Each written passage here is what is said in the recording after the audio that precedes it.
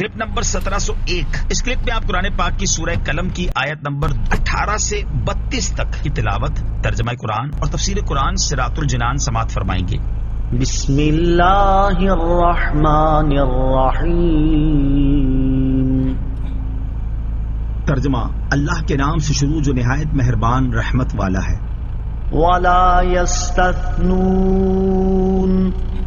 فطاف عليها طائف من ربك وهم نائمون فأصبحت كالصريم فتنادوا مصبحين أن اغدوا على حرثكم إن كنتم صارمين فانطلقوا وهم يتخافتون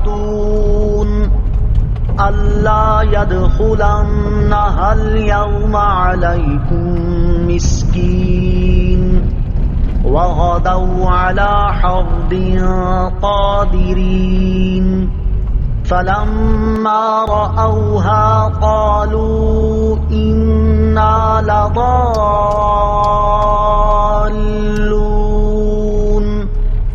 بل نحن محرومون قال أوسطهم ألم أقل لكم لولا تسبحون قالوا سبحان ربنا إنا كنا ظالمين فأقبل بعضهم على بعض يتلاومون قالوا يا ويلنا إنا كنا طاغين عسى ربنا أن يبدلنا خيرا منها إنا إلى ربنا راغبون۔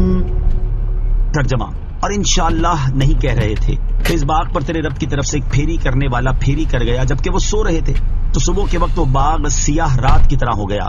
پھر انہوں نے صبح ہوتے ایک دوسرے کو پکارا کہ اگر تم کاٹنا چاہتے ہو تو صبح سویرے اپنی کھیتی پر چلو، تو وہ چلے اور آپس میں آہستہ آہستہ کہتے جاتے تھے کہ ہرگز آج کوئی مسکین تمہارے پاس باغ میں آنے نہ پائے، اور وہ خود کو روکنے پر قادر سمجھتے ہوئے صبح سویرے چلے۔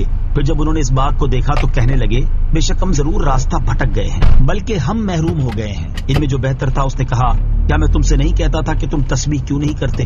انہوں نے کہا ہمارا رب پاک ہے، بے شک ہم ظالم تھے۔ پھر وہ ایک دوسرے کی طرف ملامت کرتے متوجہ ہوئے، بولے ہائے ہماری خرابی، بے شک ہم سرکش تھے، امید ہے کہ ہمارا رب ہمیں اس سے بہتر بدل دے، یقیناً اب ہم اپنے رب کی طرف ہی رغبت رکھنے والے ہیں۔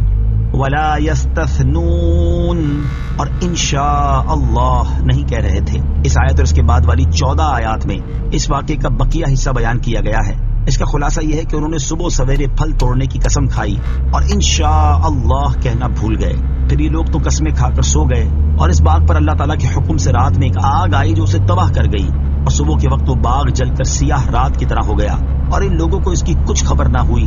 یہ صبح سویرے اٹھے اور ایک دوسرے کو پکارا کہ اگر تم باغ کا پھل کاٹنا چاہتے ہو تو صبح منہ اندھیرے اپنی کھیتی پر چلو۔ چنانچہ وہ لوگ باغ کی طرف چلے اور اس دوران آپس میں آہستہ آہستہ کہتے جاتے تھے کہ ہرگز آج کوئی مسکین تمہارے باغ میں آنے نہ پائے، اور وہ اپنے آپ کو اس ارادے پر قادر سمجھتے ہوئے صبح سویرے چلے کہ کسی مسکین کو اندر نہ آنے دیں گے اور وہ تمام پھل اپنے قبضے میں لائیں گے۔ پھر جب باغ کے قریب پہنچے اور انہوں نے اس باغ کو دیکھا کہ وہ جل چکا ہے اور اس میں پھل کا نام و نشان نہیں، تو کہنے لگے بے شک ہم کسی اور باغ پر پہنچ گئے ہیں، کیونکہ ہمارا باغ تو بہت پھلدار ہے۔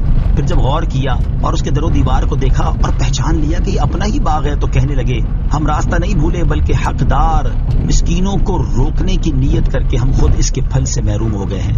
ان میں سے جو عقل مند تھا اس نے کہا کیا میں تم سے نہیں کہتا تھا کہ تم اللہ تعالیٰ کی تسبیح کیوں نہیں کرتے اور اس برے ارادے سے توبہ کیوں نہیں کرتے اور اللہ تعالیٰ کی نعمت کا شکر کیوں نہیں بجا لاتے؟ اس پر سب نے کہا ہمارا رب عز و جل پاک ہے، بے شک ہم ظالم تھے۔ اور اس وقت وہ ملامت کرتے ہوئے ایک دوسرے کی طرف متوجہ ہوئے، اور آخر کار ان سب نے اعتراف کیا کہ ہم سے خطا ہوئی اور ہم حد سے تجاوز کر گئے۔ وہ کہنے لگے ہائے ہماری خرابی، بے شک ہم سرکش تھے کہ ہم نے اللہ تعالیٰ کی نعمت کا شکر نہ کیا اور اپنے باپ دادا کے نیک طریقے کو چھوڑ دیا۔ امید ہے کہ ہمارا رب عز و جل ہمیں اس سے بہتر بدل دے۔ اب ہم اپنے رب عز